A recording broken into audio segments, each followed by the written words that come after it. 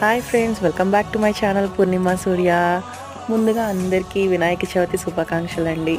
అందరూ ఉండ్రాలు చేసుకున్నారా? పూజ బాగా చేసుకున్నారు అనుకుంటున్నాను. సో ఈసారి మా ఇంట్లో కూడా మేము చాలా బాగా చేసుకున్నామండి. అనుకోకుండా వినాయక చవితి అయిన వెంటనే వర్షం రావడం వల్ల పిల్లలకి సెలవు ఇవ్వడం అని జరిగింది కదా. సో అందుకని నేనైతే నిడదవోలు గణేష్ చౌక్ వినాయకుడికి దర్శనం చేసుకోవడానికి మా ఊరు వచ్చాను.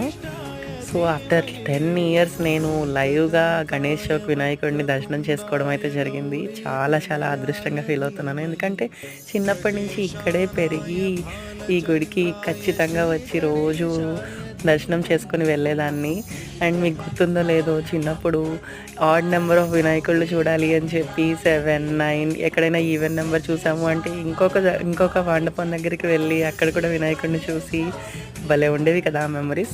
అవి మీతో షేర్ చేసుకోవడానికి చెప్పేశానండి. ఓకే, బాయ్ బాయ్, మళ్ళీ కలుద్దాం.